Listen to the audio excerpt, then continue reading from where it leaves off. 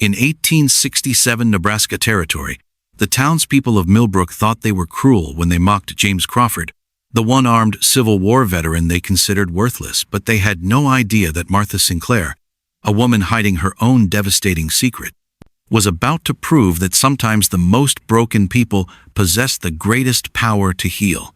When two damaged souls discover that their scars might be the very thing that saves not just each other, but an entire community, will their love be strong enough to redefine what it truly means to be whole? The sound of children's laughter cut through the hot Nebraska air like broken glass, each giggle a reminder that James Crawford no longer belonged in their world. He pressed his back against the rough wooden wall of Miller's general store, trying to make himself invisible, as three young boys pointed at his empty sleeve and whispered words that burned worse than the phantom pain in his missing arm. "Look at the soldier who came back broken," one boy said, loud enough for half the street to hear. "My pa says he's useless now. Can't even hold a rifle proper." James's jaw clenched so tight his teeth ached. The summer of 1867 had turned Millbrook, Nebraska Territory into a furnace, but the heat that flooded his face had nothing to do with the weather. 6 months ago, he'd been Sergeant James Crawford, leading men through Confederate territory. Now he was just another piece of human wreckage that the war had spit back onto the frontier. The boys grew bolder, creeping closer like vultures circling wounded prey. The tallest one, maybe 10 years old with dirt-streaked cheeks, picked up a small stone from the dusty street. "Betty can't even catch this with one arm," the boy announced, drawing back his hand. "Billy Thompson, you put that rock down this instant!" The sharp voice cracked across the scene like a whip. A woman emerged from the store's shadowy interior, her brown dress simple but clean, her auburn hair pinned back with the efficiency of someone who had no time for vanity. She wasn't particularly tall, but something in her bearing made the boys step backward. "Your mother raised you better than to torment folks who've already paid their price." The boys scattered like startled chickens, their cruel game abandoned as quickly as it had begun. James found himself staring at the woman who'd defended him, studying her face for signs of the pity he'd grown to hate. Instead, he saw something unexpected in her green eyes, understanding that seemed to come from her own experience with being different. "I'm Martha Sinclair," she said, extending her hand toward him. As she did, James noticed a slight tremor in her fingers, barely visible but unmistakably there. "I run the boarding house past the church. You must be James Crawford. I heard you'd come home from the war." James hesitated before taking her hand with his good one. Her grip was firm despite the trembling, and she didn't look at his pinned sleeve or offer empty words about his sacrifice.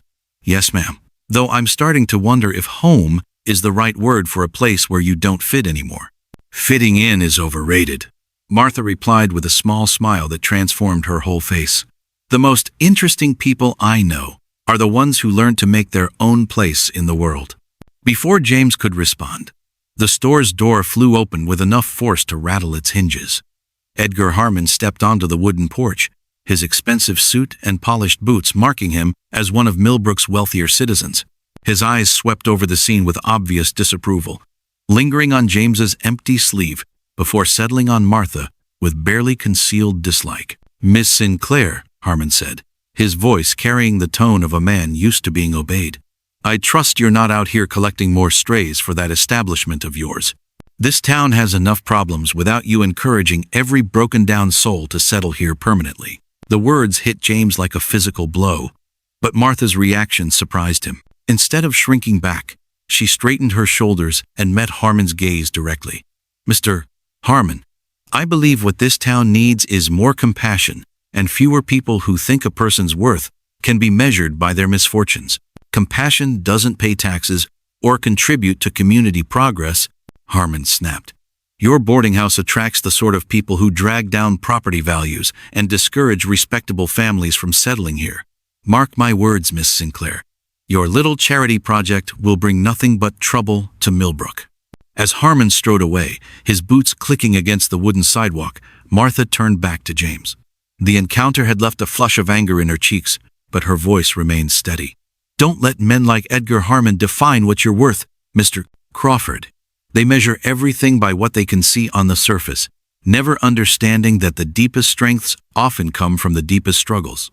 James studied her face, seeing past the polite words to something more personal underneath. Sounds like you speak from experience, Miss Sinclair. We all have our battles, Martha replied quietly. Some are just more visible than others.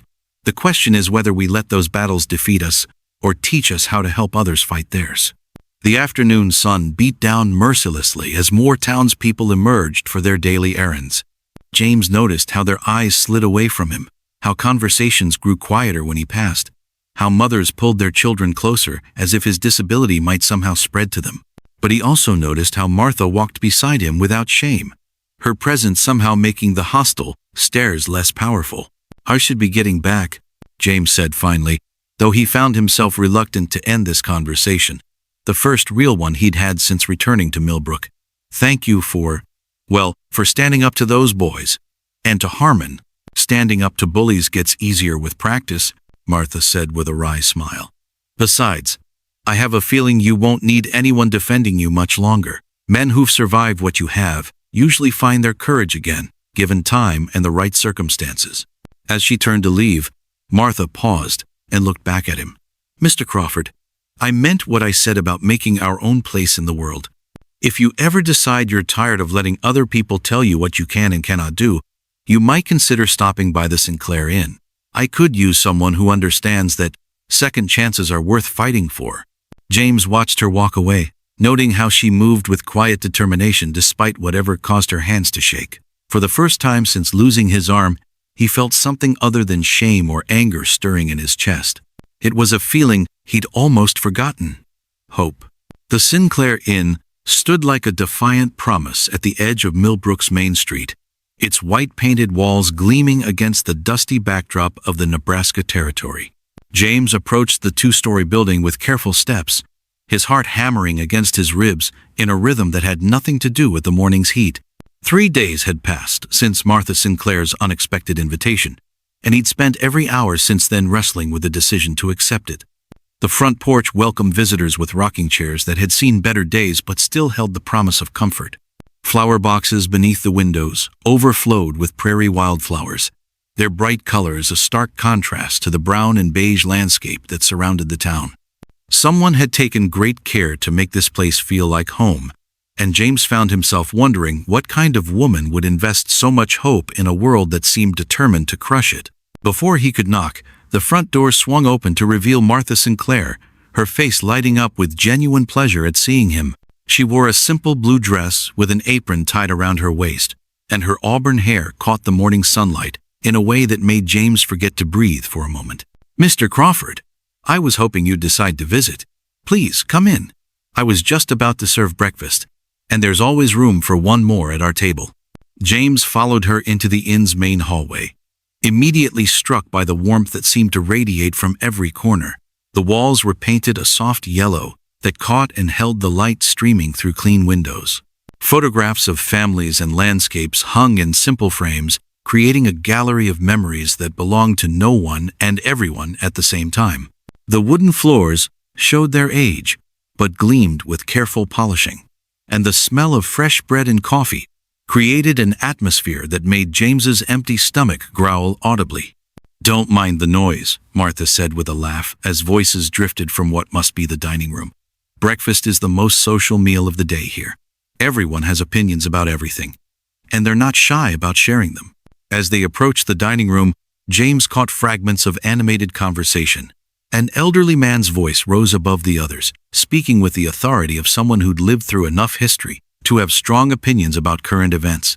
A younger voice, hesitant but determined, struggled through what sounded like a reading lesson. Someone else laughed at a joke James couldn't quite catch, the sound warm and inclusive rather than mocking. Martha paused just outside the dining room doorway, her hand resting lightly on James's good arm. Before we go in, I should probably warn you that my residents aren't exactly what most people would consider normal. We're a collection of folks who found ourselves on the outside of polite society for one reason or another, if that makes you uncomfortable. Miss Sinclair, James interrupted gently, I haven't felt comfortable in polite society since I came home from the war. I think I'll fit right in with your outsiders.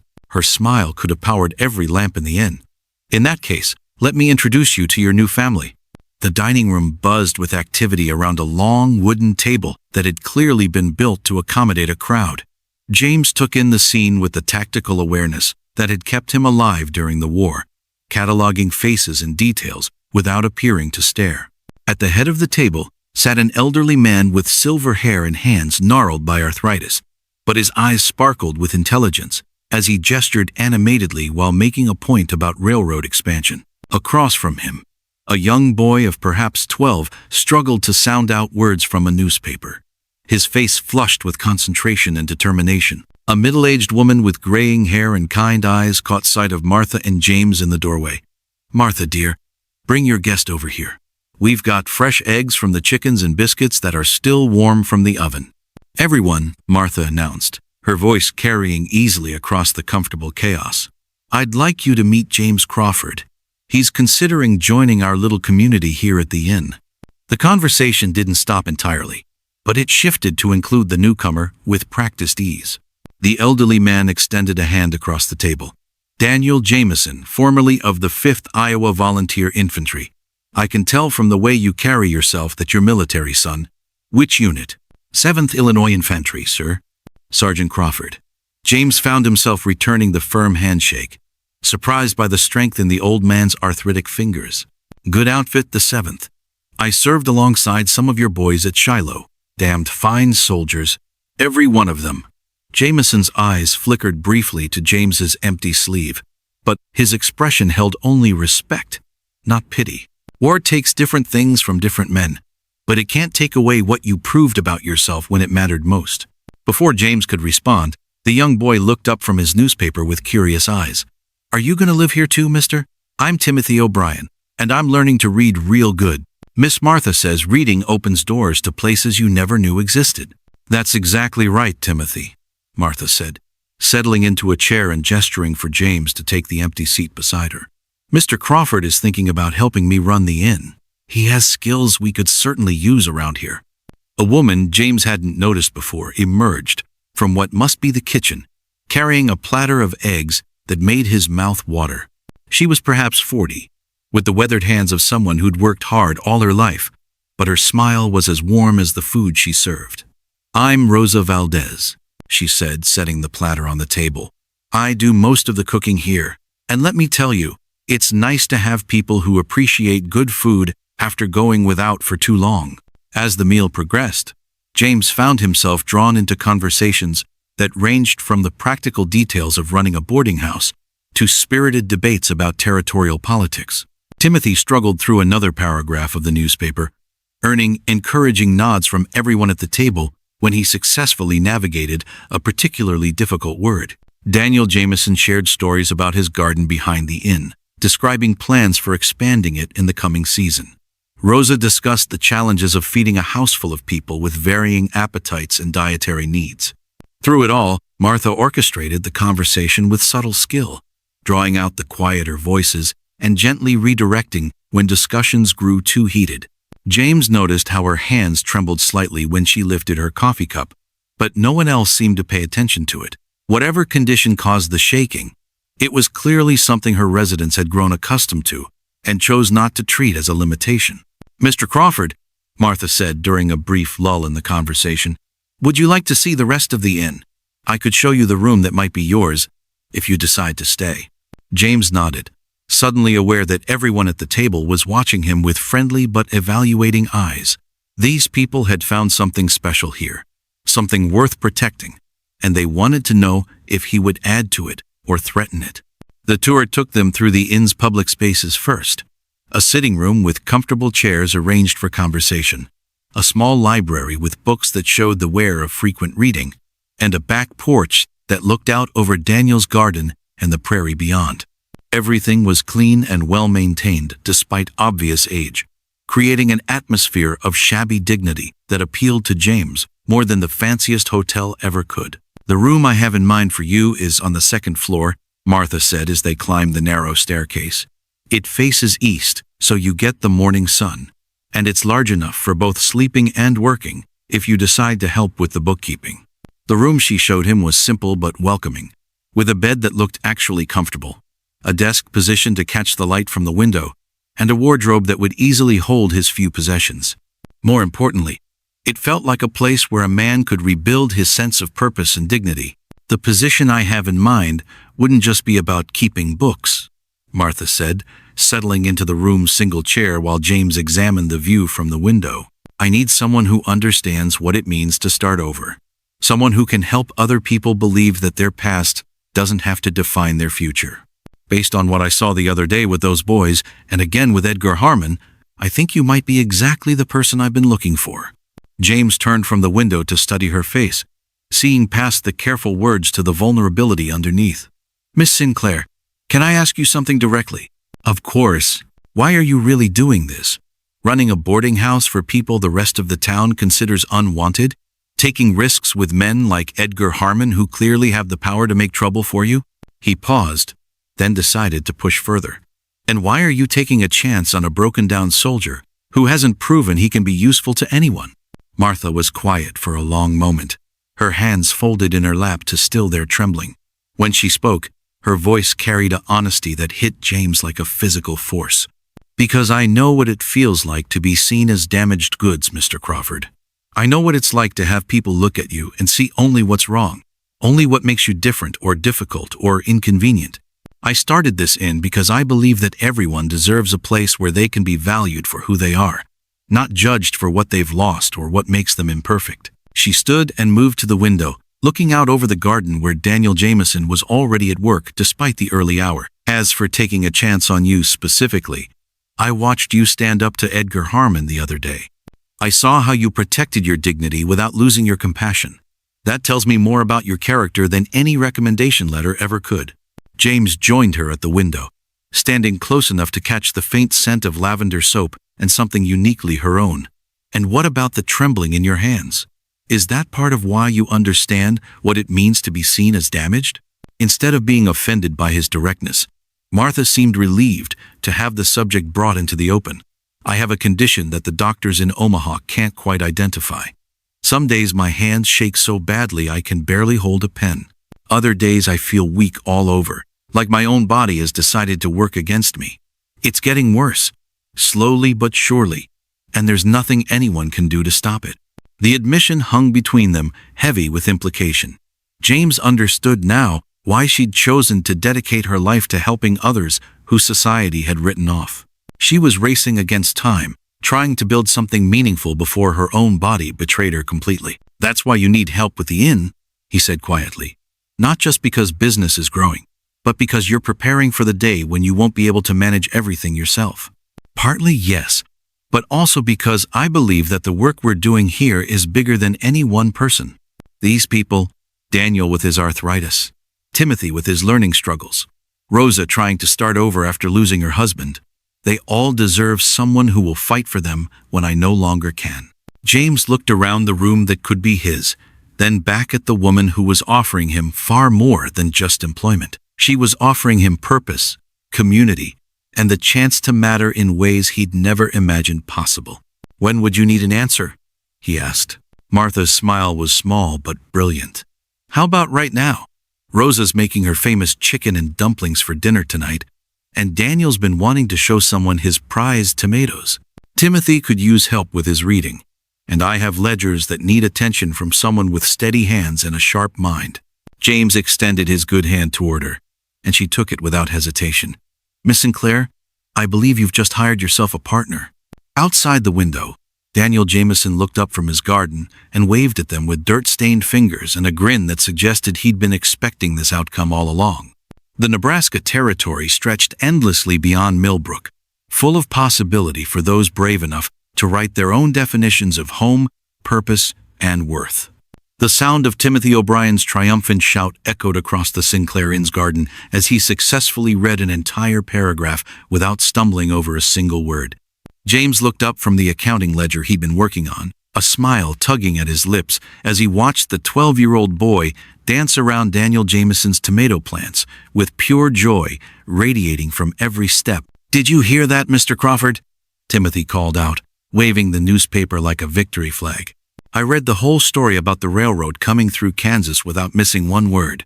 Miss Martha says I'm getting so good that soon I'll be able to help you with the bookkeeping." 3 weeks had passed, since James had moved into the inn, and the transformation in his daily life felt almost magical. Where mornings used to stretch endlessly with nothing but regret and phantom pain to fill them, now each day brought new challenges and small victories. The ledger books that had once seemed impossible to manage with one hand now felt natural under his careful attention, and the residents had become less like strangers and more like the family he'd thought he'd lost forever. Martha emerged from the kitchen carrying a pitcher of fresh lemonade, her movements graceful despite the trembling that had grown slightly more noticeable over the past week. She'd mentioned that the summer heat seemed to make her condition worse, but she refused to let it slow down her determination to keep the inn running smoothly. James had learned to watch for the subtle signs that indicated when she needed help, offering assistance in ways that preserved her dignity while ensuring nothing important got overlooked. Timothy's reading has improved so much that I'm thinking of asking him to help with correspondence, Martha said, settling into the chair beside James on the back porch. We get letters from families asking about rooms, and having him practice by writing responses would benefit everyone. Daniel Jameson straightened up from where he'd been tending his vegetables, wiping sweat from his forehead with the back of his sleeve. Despite his arthritis, the old soldier had managed to coax an impressive garden from the Nebraska soil, providing fresh produce that kept Rosa's meals interesting and reduced the inn's expenses. That boy's got more determination than most grown men I've known, he said with obvious pride. Reminds me of young recruits who refused to give up, even when everything seemed hopeless. The peaceful afternoon was interrupted by the sound of horses approaching at speed. James instinctively tensed, his military training making him alert to anything that broke normal patterns. Through the garden's fence, he could see a cloud of dust moving toward the inn, suggesting multiple riders coming fast rather than the leisurely pace of typical visitors. Expecting anyone? James asked Martha quietly, noticing how her hands had begun shaking more violently at the sound of approaching trouble. No, and visitors usually come to the front door, not around back like this. Martha's voice carried worry that she tried to hide from Timothy, but James could hear the fear underneath her calm words. The riders materialized through the dust cloud as they rounded the inn's corner. Edgar Harmon, leading 3 men James didn't recognize, all mounted on horses that had clearly been pushed hard. Harmon's face was flushed with anger and something that looked suspiciously like triumph, while his companions carried themselves with the rigid posture of men who followed orders without asking questions. Miss Sinclair, Harmon called out as he dismounted, his boots hitting the ground with aggressive force. I need to speak with you immediately about some very serious matters that have come to my attention. James stood slowly, positioning himself slightly in front of Martha without making the movement obvious. His missing arm put him at a disadvantage in any physical confrontation, but his remaining hand was steady and his mind sharp enough to assess threats quickly. The 3 men with Harmon looked like the kind of hired muscle that wealthy businessmen sometimes employed when they needed problems solved through intimidation rather than negotiation. Mr. Harmon, Martha replied, rising from her chair with dignity intact despite the obvious tremor in her voice.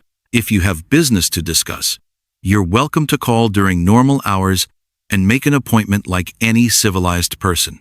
Civilized? Harmon's laugh was harsh and bitter. There's nothing civilized about what you're doing here, woman.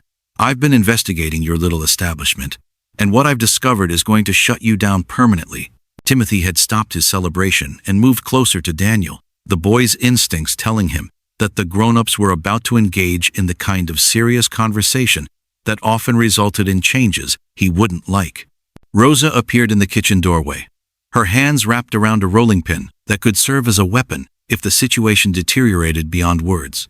What exactly do you think you've discovered? James asked, his voice carrying the authority he'd learned to project during his military service. Because from where I stand, Miss Sinclair runs an honest business that provides valuable services to this community. One of Harmon's companions, a thin man with cold eyes and quick hands, shifted his position to get a better angle on James. The movement was subtle but unmistakable to anyone who'd spent time in dangerous situations. These men hadn't come just to talk. Sergeant Crawford, isn't it? Harmon's voice dripped with false politeness. I've been asking questions about you too.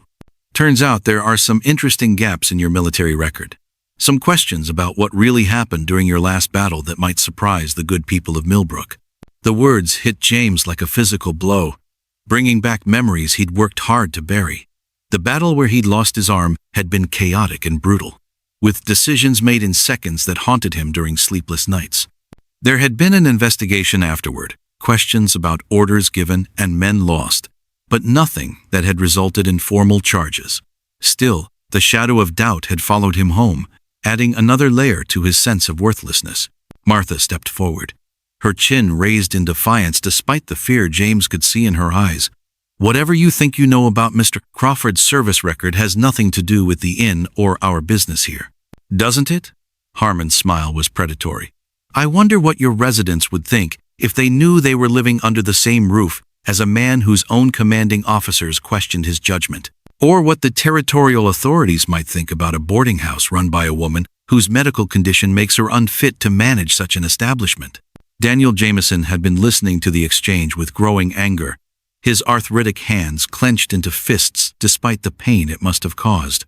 Edgar Harmon, you're talking about two of the finest people I've ever had the privilege to know. Whatever lies you think you've dug up won't change the fact that they've created something good here. Lies? Harmon turned his attention to the old man with obvious contempt.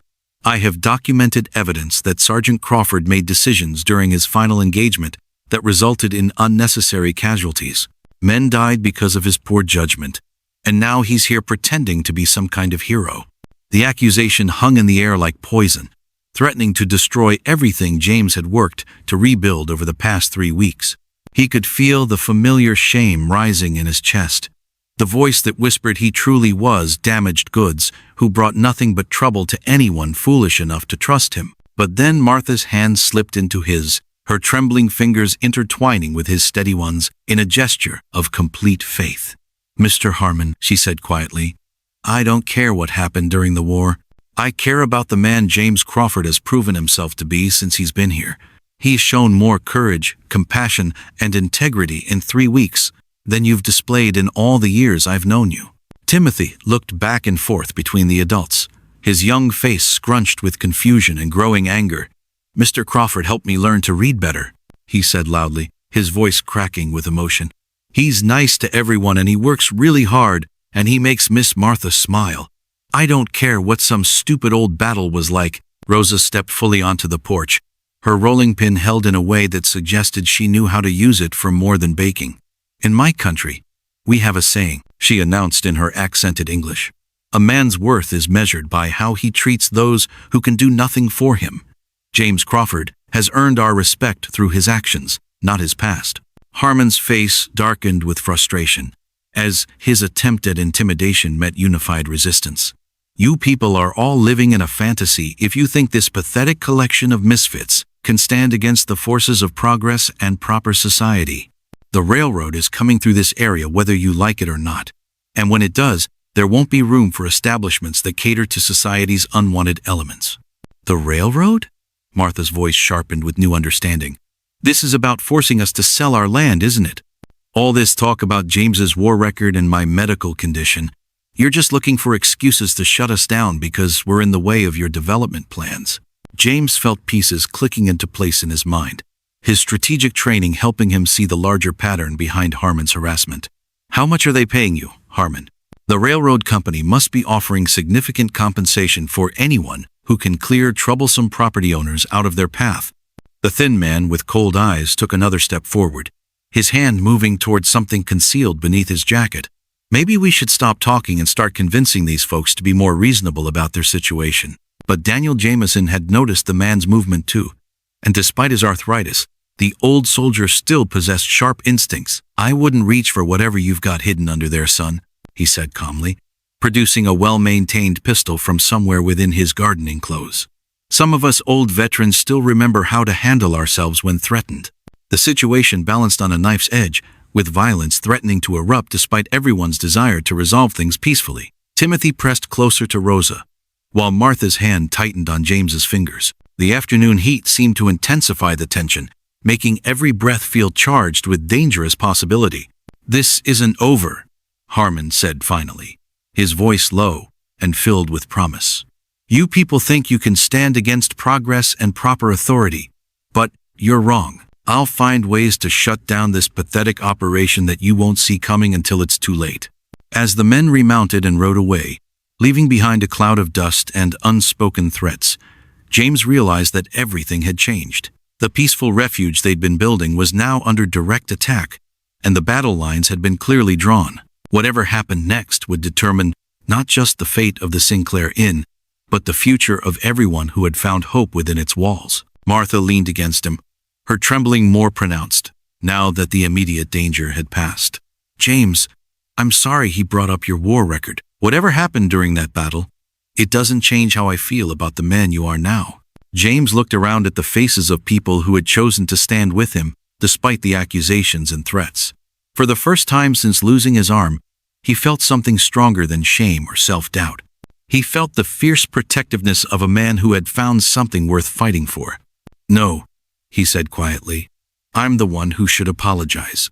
By coming here, I brought danger to all of you, but I promise you this. Whatever Edgar Harmon has planned, we'll face it together. And we'll prove that some things are more important than railroad profits and social respectability." The sun was beginning to set over the Nebraska Territory, painting the sky in shades of gold and crimson that seemed to promise both beauty and conflict in the days ahead. "Fire! Fire at the inn!" The desperate cry shattered the pre-dawn quiet of Millbrook as young Timothy O'Brien raced through the streets, his bare feet slapping against the wooden sidewalks while his voice cracked with terror and exhaustion. Behind him, orange flames licked hungrily at the sky, casting dancing shadows that made the entire world seem to flicker between reality and nightmare. James Crawford was already awake when Timothy's shouts reached the inn, his soldier's instincts having roused him at the first scent of smoke drifting through his window. He rolled from his bed with practiced efficiency, his single arm working to pull on clothes while his mind rapidly assessed the situation. The fire was real, it was close, and from the sound of Timothy's panic, people were in immediate danger. Martha's voice called out from somewhere in the building's lower level, sharp with authority despite the obvious fear underneath. "Everyone to the back garden! Leave everything and get out now!" Her words were followed by the sound of doors slamming open as the inn's residents responded to the emergency, with the discipline that came from trusting their leader completely. James burst from his room to find the hallway already thick with smoke, the wooden walls and floors providing eager fuel for flames that had apparently started somewhere near the kitchen. Through the haze, he could see Daniel Jameson helping Rosa Valdez navigate the narrow staircase, the old soldier's arthritis forgotten in the face of immediate crisis. Other residents stumbled through the choking air, clutching whatever possessions they'd managed to grab in their rush to escape. "Where's Martha?" James shouted over the crackling roar that was growing louder by the second. The heat was becoming intense enough to make breathing difficult, and he could see that parts of the building's structure were already compromised. "Still inside?" Timothy appeared at James's side, his young face streaked with soot and tears. "She went back for the strongbox with all the important papers. I tried to stop her, but she said we needed those documents to prove we own the place." James felt his blood turn to ice. The strongbox was kept in Martha's private office on the ground floor, directly in the path of what appeared to be the fire's main advance. By now, that entire section of the building would be engulfed in flames hot enough to kill anyone caught inside. But without those ownership papers, Harmon and his railroad associates would have legal grounds to claim the land regardless of what survived the fire. "Get everyone to safety in the garden," James ordered Timothy, his voice carrying the authority of his military rank. "Make sure Daniel does a head count, and that nobody tries to come back inside for any reason." Before Timothy could protest, James was moving toward the stairs, using his intimate knowledge of the inn's layout to navigate through smoke so thick it felt like trying to breathe underwater. The heat grew more intense with each step downward, and he could hear the ominous groaning of wooden beams being stressed beyond their limits by the fire's assault. The ground floor was a vision of hell, with flames consuming everything that would burn and smoke, creating a fog so dense that James had to feel his way along the walls. He could hear Martha's voice somewhere ahead, coughing violently but still determined to complete her mission. The sound guided him through the maze of hallways toward her office, where the most important battle of the night was being fought. He found her on her hands and knees beside her desk, the strongbox clutched against her chest, while flames licked at the walls around her. Her dress was singed in several places, and her face was streaked with soot, but her eyes blazed with determination that matched the fire surrounding them. The trembling in her hands had been replaced by the steady grip of someone fighting for everything that mattered. "Martha!" James dropped to his knees beside her, wrapping his good arm around her shoulders. "We have to get out of here now. The whole building is about to collapse." "The papers," she gasped, her voice barely audible over the fire's roar. "Without these documents, Harmon can claim we never had legal ownership. Everything we've built will be lost, and everyone who depends on this place will have nowhere to go." James understood the choice she was facing, but he also knew that no piece of paper was worth dying for. He tried to take the strongbox from her, but she held it with desperate strength, her condition forgotten in the face of protecting her life's work. Around them, the fire continued its advance, cutting off their original escape route and forcing them to find another way out. "This way," James said, remembering a window in the office that opened onto the garden. The glass was already cracked from the heat, and he used his elbow to shatter it completely, creating an opening large enough for them to climb through. Hot air rushed past them toward the broken window, drawing the flames in their direction with terrifying speed. Martha went first, clutching the strongbox while James helped her navigate the window frame. The trembling had returned to her hands with a vengeance, made worse by the stress and smoke inhalation, but she managed to drop safely to the ground outside. James followed immediately after, landing hard on his shoulder but rolling away from the building as flames began pouring through the window they'd just escaped. The scene in the garden was controlled chaos, with in-residents organized into a bucket brigade that was attempting to slow the fire's spread to nearby buildings. Daniel Jameson had taken charge of the effort despite his arthritis, directing younger men in forming efficient lines between the well and the burning structure. Rosa was treating minor burns and smoke inhalation, while Timothy ran messages between different groups with the energy that only desperate children possessed. "Is everyone accounted for?" Martha asked as soon as she could speak clearly, her voice hoarse from smoke but still focused on her responsibilities to others. "Everyone's safe," Daniel reported, pausing in his bucket, passing duties to check on her condition. "But I'm afraid the inn itself is a total loss. The fire spread too far and too fast for us to save much of the structure." As if to emphasize his words, a section of the roof collapsed with a thunderous crash, sending sparks and burning debris high into the night sky. The building that had sheltered so many lost souls was being consumed by flames that showed no mercy for the love and care that had gone into creating it. James helped Martha to a safe distance where she could sit and catch her breath while still maintaining visual contact with the disaster. The strongbox remained clutched in her arms like a lifeline, and he could see tears cutting tracks through the soot on her cheeks as she watched her life's work being destroyed. "Martha, I'm so sorry," he said quietly, settling beside her on the ground. "If I hadn't come here, if Harmon hadn't been trying to get at me through the inn, none of this would have happened." She turned to look at him with eyes that held pain but no blame. "James Crawford, don't you dare apologize for being the best thing that's happened to this place since I opened it. This fire wasn't caused by you being here, it was caused by evil men who couldn't stand the idea of people like us proving them wrong about what we're worth." Timothy approached them, carrying a bucket of water that was mostly empty by the time he arrived, his young face showing exhaustion and confusion about what would happen next. "Miss Martha, where are we all going to live now? I don't have anywhere else to go, and neither do most of the others." Before Martha could answer, the sound of multiple horses approaching at speed cut through the night air. James tensed, expecting to see Harmon and his associates arriving to gloat over their successful destruction of the inn. Instead, the riders who emerged from the darkness were townspeople, families from Millbrook carrying blankets, food, and offers of temporary shelter. Dr. Morrison was among the first to reach them, his medical bag in hand as he began checking residents for injuries. "We saw the fire from town and came as quickly as we could," he explained while examining a cut on Rosa's arm. "Mrs. Henderson has opened her house to anyone who needs a place to stay tonight, and the church is being prepared as temporary housing for as long as necessary." James watched in amazement as person after person stepped forward with concrete offers of help. The same people who had shunned him and whispered about Martha's collection of misfits were now treating the inn's residents like neighbors in need rather than unwanted burdens. The tragedy that was meant to destroy their community was instead revealing the bonds that connected them to the larger world around them. "How did you all know to come?" Martha asked, her voice filled with wonder at the unexpected support. "Young Timothy here woke up half the town with his shouting, Mrs. Henderson replied, her earlier disapproval replaced by genuine concern. Once we understood what was happening, it didn't take long for folks to realize that losing the inn would hurt all of us. You've been taking care of people who needed help, and now it's our turn to take care of you. As dawn broke over the Nebraska Territory, the smoking ruins of the Sinclair Inn stood as testimony to both destruction and resilience.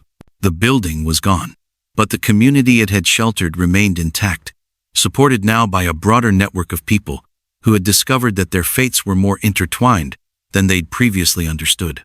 Edgar Harmon appeared as the sun climbed higher, arriving with official-looking documents and a satisfied expression that faded quickly when he saw the unified response to the disaster.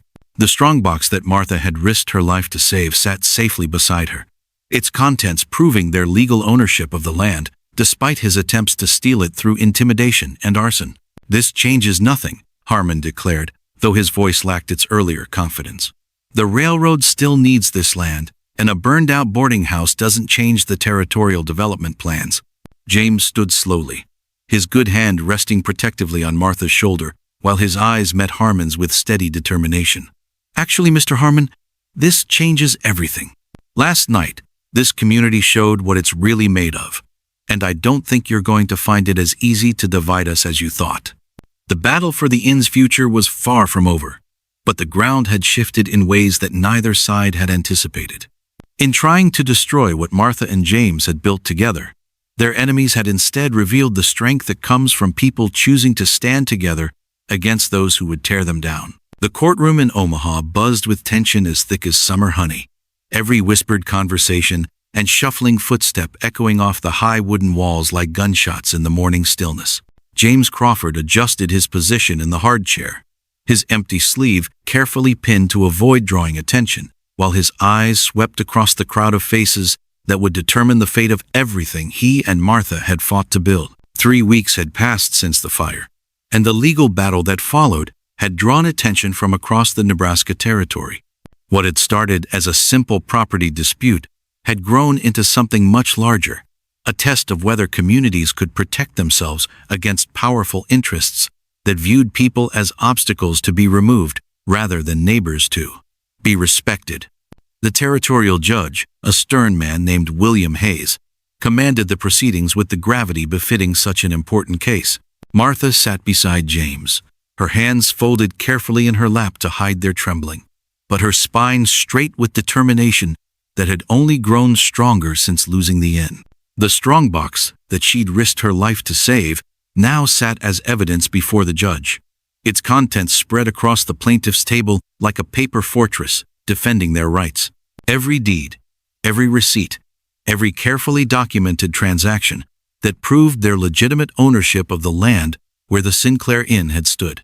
Edgar Harmon occupied the defendant's table with his expensive lawyer, a thin man from Kansas City whose sharp suit and sharper tongue had already proven formidable during the preliminary hearings. Behind them sat representatives from the railroad company, their faces showing the confident patience of people who believed money could solve any legal obstacle. They'd underestimated the strength of the opposition they now faced. "Your Honor," the railroad's lawyer began, rising with practiced grace, "this case represents a simple matter of territorial development versus personal sentiment. While we sympathize with the plaintiff's attachment to their property, the greater good of Nebraska Territory requires that essential transportation infrastructure take precedence over individual preferences." Judge Hayes studied the man with eyes that revealed nothing about his thoughts. "Mr. Peterson, this court is not concerned with your client's development preferences. We are here to determine whether the defendants acted within legal boundaries when they attempted to force the sale of legitimately owned property through intimidation and, allegedly, arson." The word arson sent a ripple through the courtroom audience, many of whom had traveled from Millbrook to support Martha and James. Timothy O'Brien sat in the front row between Daniel Jameson and Rosa Valdez, his young face serious with the weight of adult concerns he was only beginning to understand. Dr. Morrison had closed his practice for the day to attend, along with Mrs. Henderson and several other townspeople whose presence testified to the community's support that had emerged from the ashes of the destroyed inn. "We call our first witness," announced Martha's lawyer, a stocky man named Robert Sullivan, who had agreed to take the case after hearing about the fire. Mrs. Clara Henderson of Millbrook. Mrs. Henderson rose from her seat with obvious nervousness, smoothing her best dress as she made her way to the witness stand. James remembered how she'd whispered about Martha's strays just weeks earlier, but the fire had changed something fundamental in how she viewed the inn and its residents. Her testimony about seeing suspicious riders near the property on the night of the fire carried the weight of reluctant honesty that made it impossible to dismiss. Mrs. Henderson, Sullivan continued, did you recognize any of the men you saw that evening? I'm not certain about faces in the dark, she replied carefully, but I did recognize one of the horses. It belonged to Cal Morrison, not the doctor, but the other Morrison who sometimes does work for Mr. Clausum, Harmon, when he needs things done quietly. The implication hung in the courtroom air like smoke from the destroyed building. Harmon's face remained carefully neutral, but James noticed a slight tightening around his eyes that suggested the testimony was hitting closer to home than he'd expected. The railroad lawyer made notes on his legal pad with sharp, angry strokes that betrayed his frustration with this unexpected development. Timothy was called next, his small figure dwarfed by the witness stand, but his voice clear and steady as he described the events of that terrible night. James felt proud watching the boy who'd struggled so hard with reading now, speaking confidently before a room full of adults about things no child should have to witness. Mr. O'Brien, Sullivan said gently, can you tell the court what you observed about the fire's starting point? Timothy's face scrunched with concentration as he recalled details that had been burned into his memory. It started near the kitchen, but not inside where it should if it was an accident. It was outside the window, like somebody had piled stuff there and lit it on purpose. Miss Rosa always keeps that area clean because she doesn't want rats, so there wasn't supposed to be anything there that could catch fire by itself. The boy's observation carried more weight than many adult testimonies because of its innocent clarity.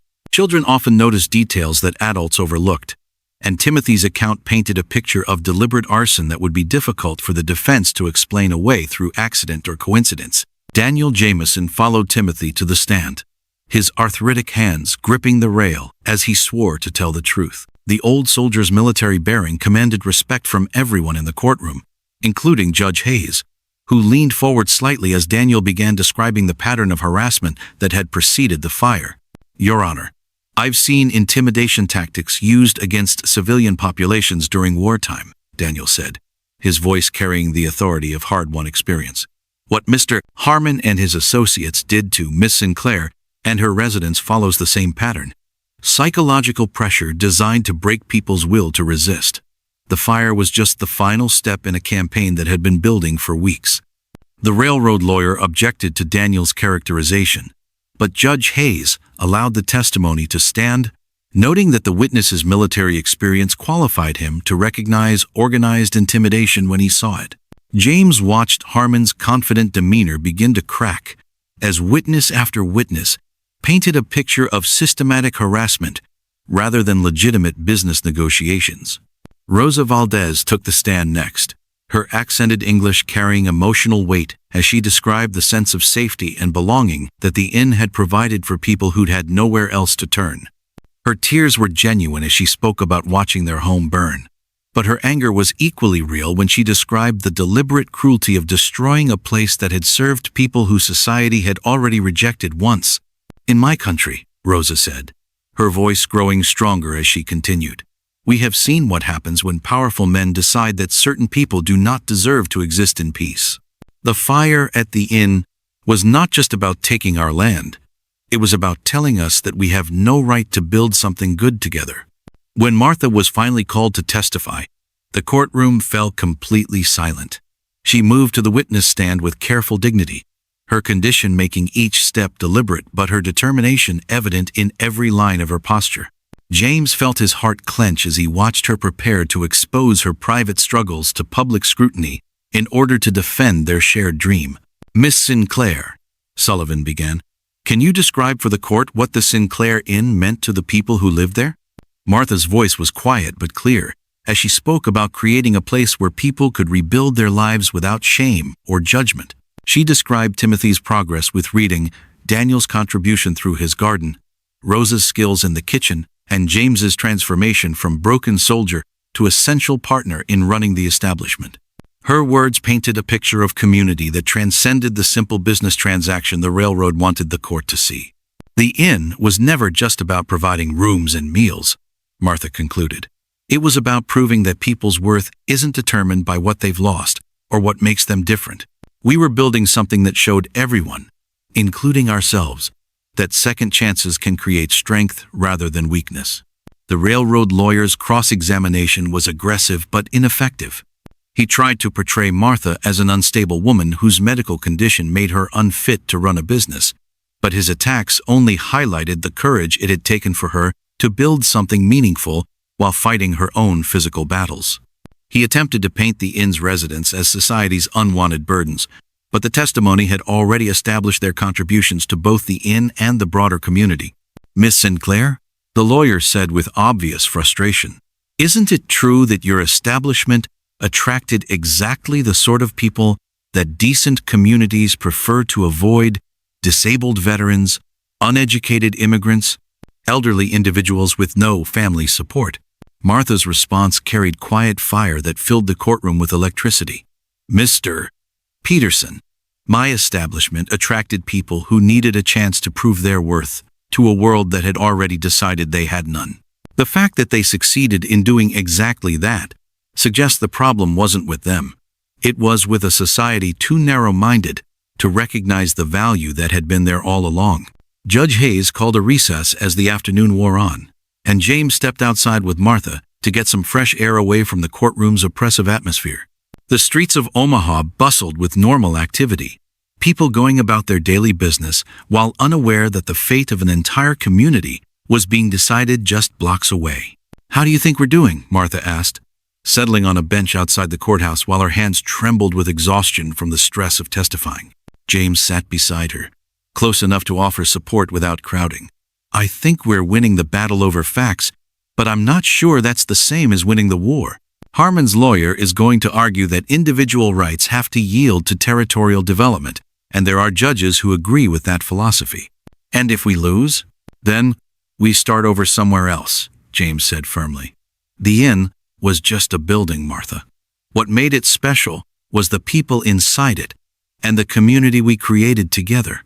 That can't be destroyed by fire or legal decisions."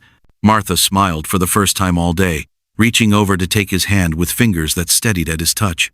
"Have I mentioned lately that hiring you was the best decision I ever made?" "Actually," James replied with a grin that felt good after the day's tension, "I seem to remember that you were the one doing the hiring. I was just the lucky man who was smart enough to say yes." As they prepared to return for the afternoon session, neither of them noticed Edgar Harmon watching from across the street, his expression suggesting that he had one more card to play before the legal battle reached its conclusion. "I have new evidence that will change everything about this case," Edgar Harmon announced as he strode into the courtroom with documents clutched in his fist like weapons ready for deployment. The afternoon session had barely begun when Harmon's lawyer requested permission to present additional materials that had supposedly just come to light, and Judge Hayes had reluctantly agreed to hear what they had to offer. James felt a chill of dread settle in his stomach as he watched Harmon's confident swagger. The man carried himself like someone who'd finally found the ammunition needed to destroy his enemies completely, and the papers in his hand seemed to pulse with dangerous potential. Whatever information those documents contained, it was significant enough to make Harmon believe he could overturn all the morning's testimony in a single devastating blow. Martha's hand found James's beneath the courtroom table, her trembling fingers seeking reassurance that he wasn't sure he could provide. They'd built their case on truth and community support, but legal battles weren't always won by the side with justice on their side. Sometimes they were won by whoever could afford to dig deeper into their opponents' private lives and find secrets that could be weaponized in public forums. "Your Honor," Harmon's lawyer said, his earlier frustration replaced by renewed confidence, "we have obtained military records that cast serious doubt on Mr. Crawford's character and, by extension, on the judgment of anyone who would choose him as a business partner. These documents reveal details about his final battle that were previously sealed by military authorities." The words hit James like artillery fire, bringing back memories of the worst day of his life with vivid clarity that made breathing difficult. The battle where he'd lost his arm had also cost the lives of 3 men under his command. and the investigation that followed had left questions about his decisions that he'd never been able to fully answer. He'd thought those records were permanently sealed, but apparently Harmon had connections that reached deeper into military bureaucracy than anyone had anticipated. Judge Hayes examined the documents with careful attention while the courtroom waited in tense silence. James could feel eyes turning toward him with curiosity and judgment. The same hostile attention he'd endured when first returning to Millbrook, multiplied by the formal setting and legal stakes. His missing arm suddenly felt like a badge of shame rather than evidence of sacrifice, and the familiar voice of self-doubt began whispering that maybe he really was the damaged goods that polite society preferred to discard. "Mr. Crawford," Judge Hayes said finally, "these records indicate that during your final engagement, you disobeyed direct orders from your commanding officer and led your men into a position that resulted in casualties. The investigation concluded that while your actions didn't constitute formal insubordination, they showed poor judgment that contributed to unnecessary deaths. How do you respond to these allegations?" The question hung in the courtroom air like an executioner's blade waiting to fall. James could see Martha beside him, her face pale but her eyes blazing with fierce loyalty that made his chest tight with emotion. Behind them, the people of Millbrook waited to hear how their champion would defend himself against accusations that struck at the heart of military honor and personal character. James rose slowly, his legs unsteady but his voice finding strength as he faced the judge directly. "Your Honor, everything in those documents is factually accurate. I did disobey orders during that battle, and men died as a result of my decision. I've carried the weight of those deaths every day since, and I'll carry it for the rest of my life." Murmurs rippled through the courtroom as people processed his admission of guilt, but James continued speaking before anyone could interrupt. "What those documents don't explain is why I made that choice. My commanding officer ordered our unit to abandon wounded soldiers who were trapped behind enemy lines. He said they were already lost, and that risking more men to retrieve them would be strategically foolish." Martha's hand tightened on his as she understood where his story was leading. Timothy O'Brien leaned forward in his seat, his young face intense with concentration, as he followed the moral complexity of adult decisions that carried life and death consequences. Even Harmon seemed to sense that his victory might not be as complete as he'd anticipated. "I chose to disobey that order because I couldn't live with abandoning men who had followed me into battle," James continued, his voice growing stronger with each word. "We managed to rescue 4 wounded soldiers, but we lost 3 others in the process. The investigation concluded that my decision was emotionally driven rather than tactically sound, and they were probably right about that." Judge Hayes studied James with new interest, recognizing the difference between a man making excuses and one taking responsibility for difficult choices. "And how does this military incident relate to your current situation, Mr. Crawford?" "It relates because it shows exactly who I am, Your Honor. I'm someone who believes that you don't abandon people just because helping them involves risk or sacrifice. That's why I was drawn to Miss Sinclair's inn, and why I was willing to stand up to men like Mr. Harmon when they tried to intimidate people who couldn't defend themselves." The courtroom had grown completely silent as James's words sank in. What Harmon had intended as character assassination was being transformed into character revelation, showing not weakness but the kind of moral courage that led someone to choose what was right over what was safe or expedient. Martha stood beside him, her medical condition forgotten, in the face of defending the man who had become essential to everything good in her life. "Your Honor, if I may speak on Mr. Crawford's behalf." Judge Hayes nodded permission, and Martha's voice rang clear across the hushed courtroom. "The military records that Mr. Harmon has presented prove exactly why James Crawford was the right person to help me run the Sinclair Inn. They show a man who refuses to abandon people in need, even when doing so costs him personally. That's not a character flaw. That's the foundation of true leadership." Timothy O'Brien suddenly stood up in the gallery, his young voice cutting through the adult proceedings with startling clarity. "Judge Hayes, sir. Mr. Crawford helped me learn to read when everyone else said I was too stupid to bother with. He didn't abandon me either, even though helping me was extra work that nobody was paying him for." Before anyone could stop him, Daniel Jameson was on his feet as well. "Your Honor, I served under officers who made all their decisions based on regulations and career advancement. Sergeant Crawford is the kind of leader who makes decisions based on what's right, and any man would be honored to follow him into battle. Rosa Valdez joined the standing group, her accented voice carrying across the courtroom with passionate conviction. In my country, we know the difference between men who protect themselves and men who protect others. James Crawford is a protector, and that's why we trusted him with our safety at the inn. One by one, the people of Millbrook rose to their feet in a spontaneous show of support that transformed the courtroom into something resembling a community meeting rather than a legal proceeding.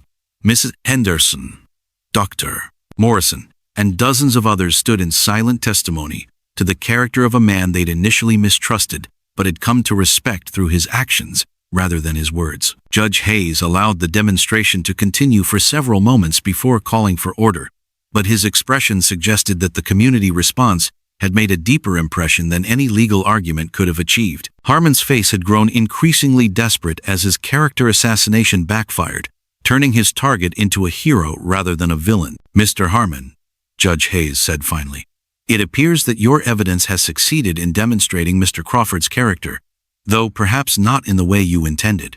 The court finds that his military record shows a pattern of moral courage rather than poor judgment, and that his presence at the Sinclair Inn represents community stability rather than a threat to public order.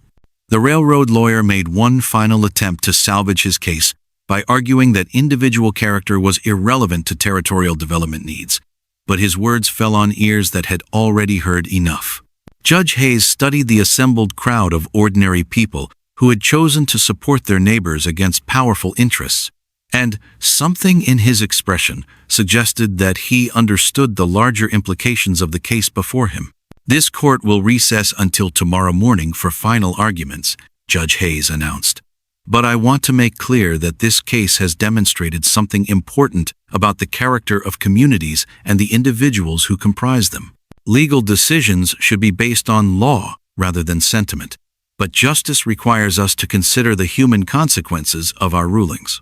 As the courtroom began to empty, James found himself surrounded by people who wanted to shake his hand and express their support. The shame that had haunted him since returning from the war was being replaced by something he'd never expected to feel again: the respect of his community and the knowledge that his actions mattered to people beyond himself. Martha waited until the crowd had thinned before approaching him, her eyes bright with tears that held pride rather than sorrow.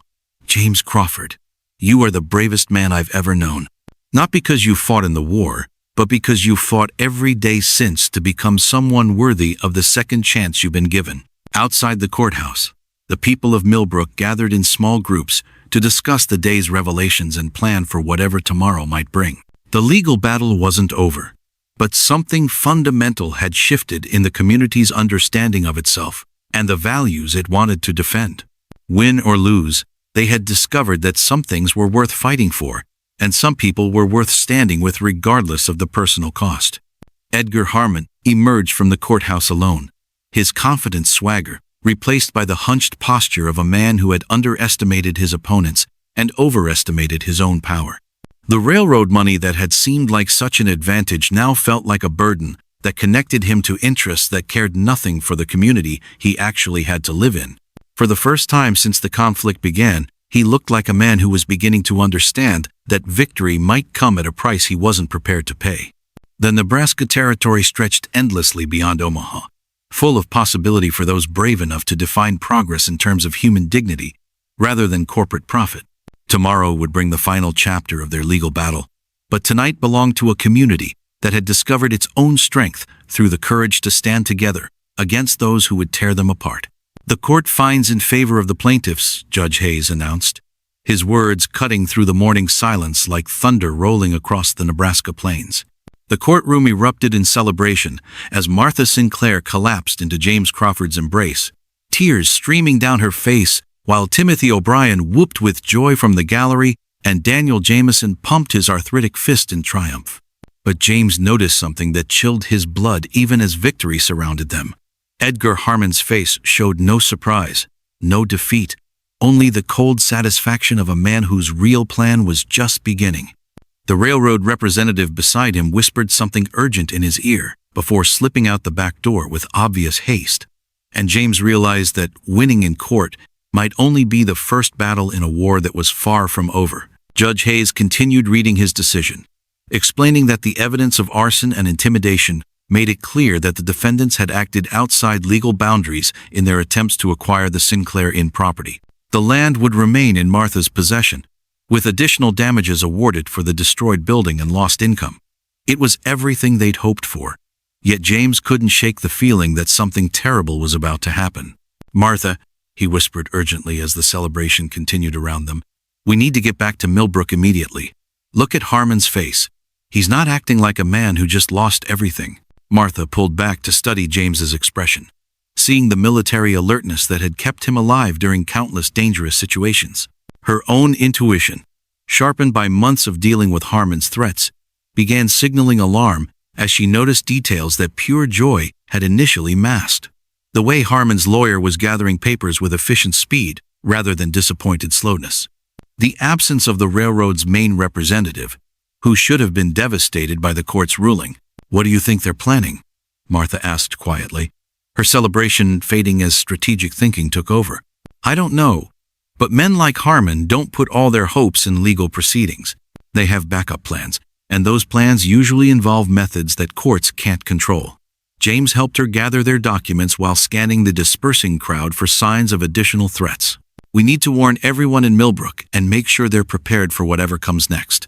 The journey back to Millbrook took 4 hours by wagon, but it felt like days as James and Martha raced against time and whatever scheme Harmon had prepared as his final gambit. Timothy rode with them, his excitement about the legal victory gradually giving way to concern as he picked up on the adults' tension. Daniel and Rosa followed in a second wagon with other Millbrook residents who'd attended the trial, their own celebration muted by growing awareness that something wasn't right.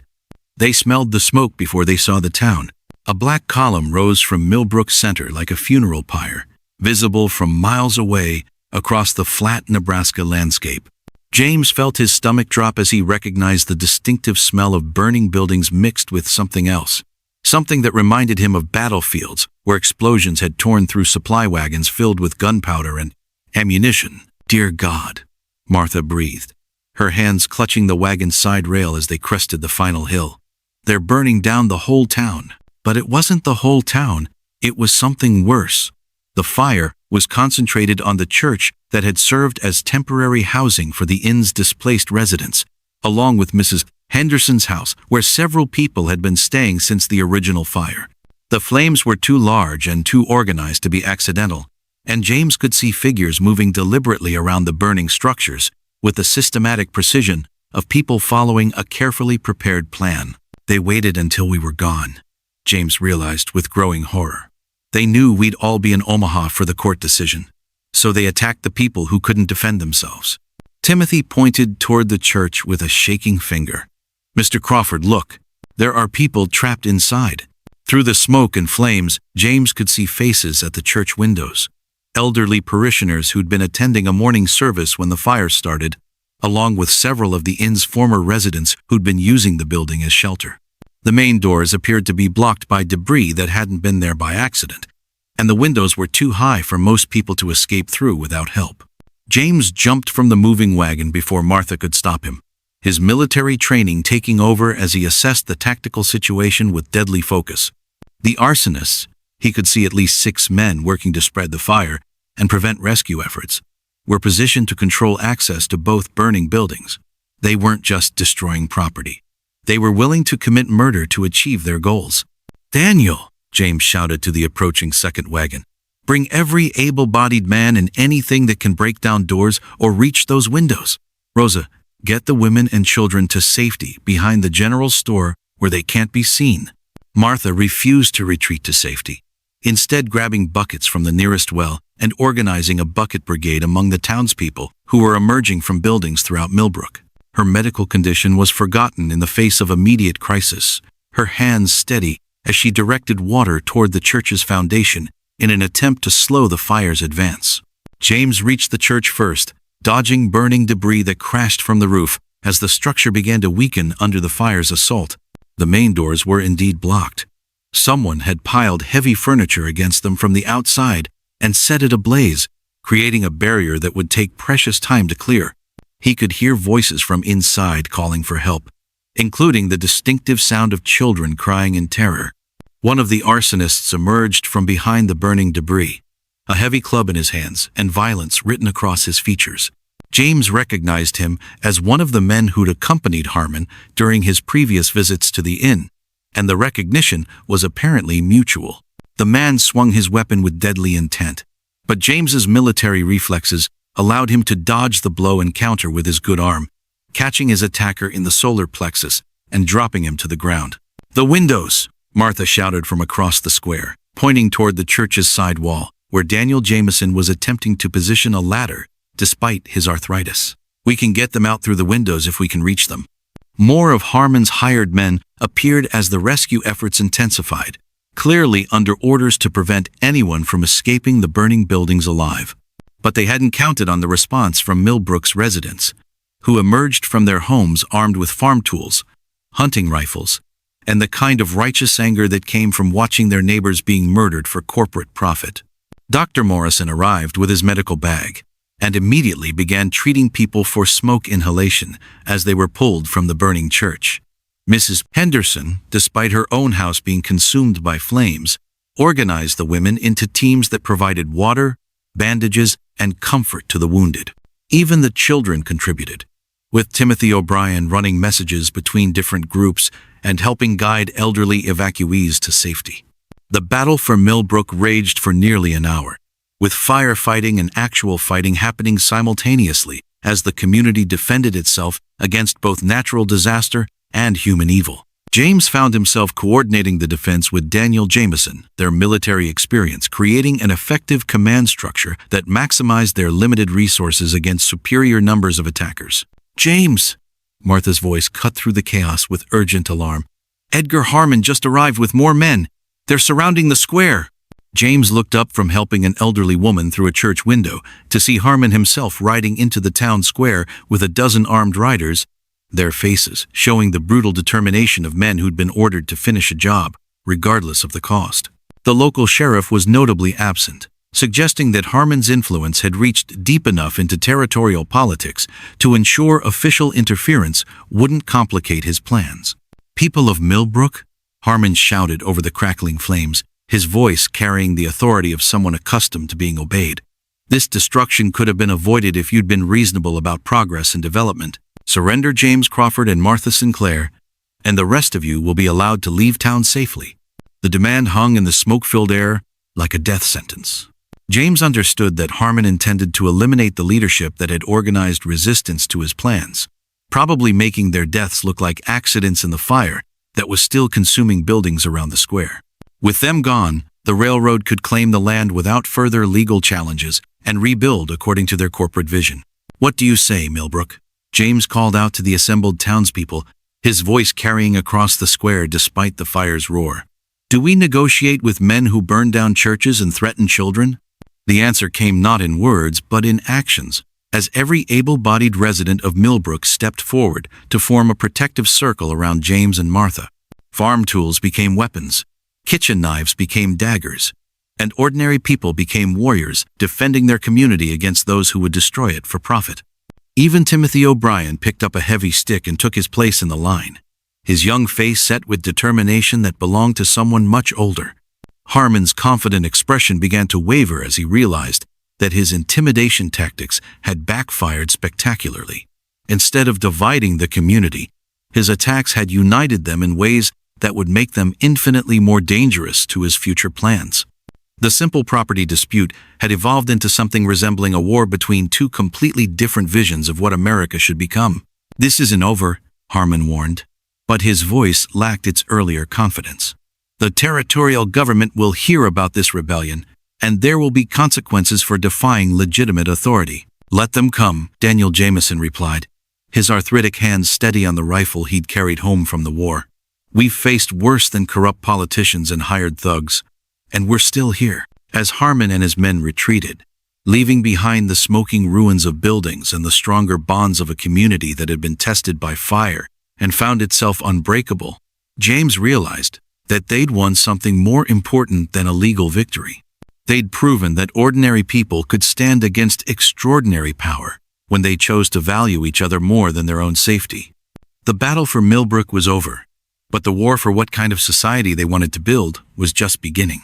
6 months later, the sound of hammers and saws filled the Nebraska air as the new Sinclair Inn rose from the ashes of the old, its walls stronger and its purpose clearer than ever before. James Crawford stood in the doorway of what would soon be the main dining room, watching Martha Sinclair direct the placement of windows with the same determined efficiency that had carried her through every crisis they'd faced together.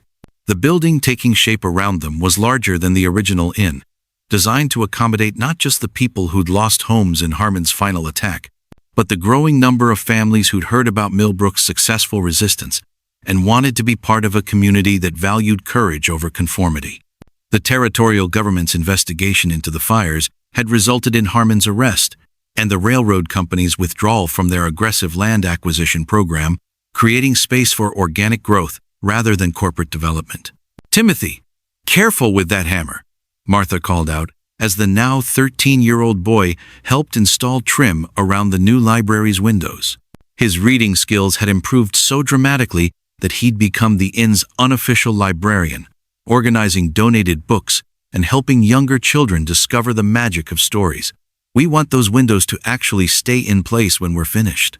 Timothy grinned and adjusted his grip on the tool, his confidence with both words and woodworking, a testament to what people could accomplish when given genuine opportunities rather than charitable condescension. "Yes, ma'am, Miss Martha. Mr. Crawford showed me the right way to hold it so I don't bend the nails." James smiled at the exchange, remembering his own struggles with learning to use tools effectively with only one hand.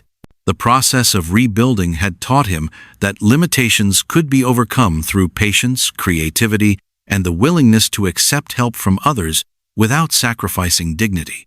More importantly, it had shown him that teaching skills to people like Timothy created a legacy that extended far beyond any individual accomplishment. Daniel Jameson emerged from the new garden area, his arthritis still troublesome but his spirits higher than they'd been since before the war. The expanded garden would provide food for the inn while also serving as a training ground where people could learn agricultural skills that would serve them throughout their lives. Several families had already approached him about establishing their own farms in the area, drawn by the combination of fertile soil and accepting community. "James, Martha," Daniel called out, wiping dirt from his hands with obvious satisfaction. "Come see what we've accomplished back here. I think you're going to be amazed at how much food we'll be able to produce." The garden tour revealed careful planning that maximized both productivity and beauty, with vegetable plots arranged around flowering plants that would attract beneficial insects while providing color throughout the growing season. Rosa Valdez had contributed her knowledge of herbs and spices that would enhance both cooking and basic medical care, creating a practical paradise that served multiple purposes simultaneously. "This is incredible," Martha said, her voice filled with wonder as she surveyed the organized abundance that surrounded them. "Daniel, you've created something that will feed bodies and souls for years to come." "We've created it," Daniel corrected gently. "Every person who's contributed labor, ideas, or encouragement has made this possible. That's what makes it special. It belongs to all of us, because all of us helped build it." Dr. Morrison approached from the direction of the main road, his medical bag replaced by surveying equipment as he worked to establish the boundaries for Millbrook's official expansion. The town had grown from a struggling frontier settlement into a thriving community that attracted people specifically because of its reputation for welcoming those who needed second chances. His own transformation from reluctant participant to enthusiastic supporter illustrated how involvement in meaningful work could change people's perspectives about their neighbors and themselves. "Martha, James," Dr. Morrison announced with obvious excitement, "the territorial government has approved our petition for incorporation. Millbrook is now officially a town with the legal authority to govern itself and protect its residents from outside interference." The news sparked celebration throughout the construction site, as workers paused in their activities to absorb the significance of achieving legal recognition for their community. Mrs. Henderson, who'd become the unofficial mayor after her house was rebuilt larger than before to accommodate town meetings, emerged from the inn's kitchen, carrying a tray of fresh bread that filled the air with the scent of home and permanence. "This calls for a proper feast," she announced, her earlier skepticism about Martha's strays completely replaced by pride in what they'd accomplished together. Rosa and I have been planning a celebration dinner for when the incorporation papers arrived, and today seems like the perfect time. As evening approached, the entire community gathered in the inn's new dining room for a meal that represented far more than simple nourishment. The long tables brought together people whose paths might never have crossed under different circumstances. Former soldiers and immigrants, elderly residents and young families, people who'd been born in Nebraska, and others who'd traveled thousands of miles to find a place where they belong. James found himself seated between Martha and Timothy, surrounded by conversations that ranged from practical discussions about crop rotation to philosophical debates about the relationship between individual freedom and community responsibility. The boy who'd once struggled to read simple sentences now participated confidently in adult discussions, his questions revealing a mind that had been awakened to possibilities he'd never imagined. "Mr. Crawford," Timothy said during a brief lull in the conversation, "do you ever think about what would have happened if Miss Martha hadn't offered you that job at the original inn?" James considered the question seriously, looking around the room at faces that had become essential to his understanding of what family meant. "I think I would have spent the rest of my life believing that losing my arm in the war meant losing everything that made me valuable. Instead, I learned that worth comes from what you choose to do with whatever pieces of yourself remain intact." Martha's hand found his beneath the table, her fingers steady and warm as they intertwined with his own. The trembling that had once been a source of shame for her had become simply another characteristic that made her uniquely herself, no more significant than the color of her eyes or the sound of her laugh. Her condition continued to progress slowly, but she discovered that love and purpose provided strength that transcended physical limitations. "I have an announcement to make," Martha said, rising from her chair with a radiance that made every conversation in the room fade to silence. "James and I have decided to make our partnership official in every sense. We're planning to be married next month, and all of you are invited to witness the ceremony." The room erupted in cheers and applause as people surrounded them with congratulations and offers to help with wedding preparations. But James noticed that the celebration was about more than just two people choosing to spend their lives together. It was about the community recognizing that love could flourish in places where society had predicted only failure and disappointment. Rosa immediately began planning a wedding feast that would showcase every culinary skill she'd developed over years of feeding people who appreciated good food after going without for too long. Daniel offered to design flower arrangements using blooms from his garden, while Mrs. Henderson volunteered her house for the ceremony itself, since it was the largest indoor space in town. Even the children contributed ideas, with Timothy suggesting that the couple exchange vows using the original strongbox that Martha had saved from the fire, as a symbol of their commitment to protecting what they'd built together. As the celebration continued into the evening, James stepped outside onto the inn's new front porch to look up at stars that seemed brighter than he remembered from his childhood. The Nebraska Territory stretched endlessly in every direction, no longer representing isolation and limitation, but rather infinite possibility for people brave enough to define their own worth rather than accepting society's judgments. Martha joined him in the starlight, her presence making the vastness feel intimate rather than overwhelming. "Any regrets about how your life turned out?" she asked, settling beside him on the porch swing they'd installed that afternoon. "Only one," James replied, wrapping his good arm around her shoulders as she leaned against him with complete trust. "I regret that it took me so long to understand that being broken doesn't mean being worthless. It just means you have opportunities to rebuild yourself into something stronger than you were before." Inside the inn, Timothy's voice could be heard reading aloud to a group of younger children, his confident tone carrying across the night air as he shared stories of adventure and possibility. Daniel and Rosa were planning the next day's work in the garden, while Mrs. Henderson and Dr. Morrison discussed improvements to the town's infrastructure that would accommodate continued growth.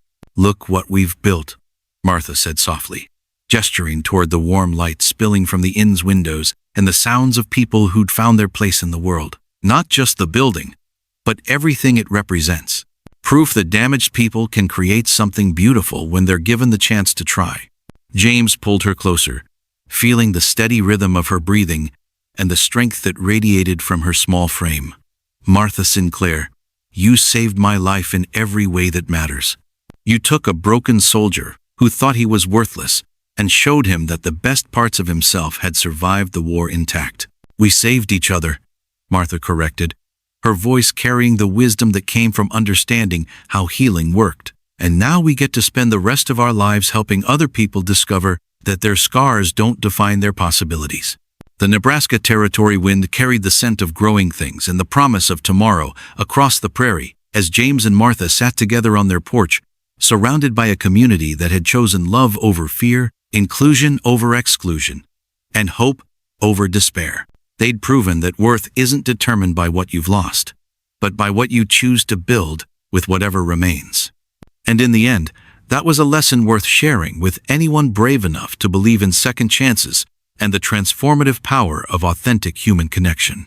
The future stretched before them like an unwritten story, full of challenges that would test their strength and victories that would justify their faith in each other. But whatever came next, they would face it together. Two people who discovered that the most beautiful things in life often emerge from the most broken places. If you're willing to do the patient work of rebuilding with love as your foundation,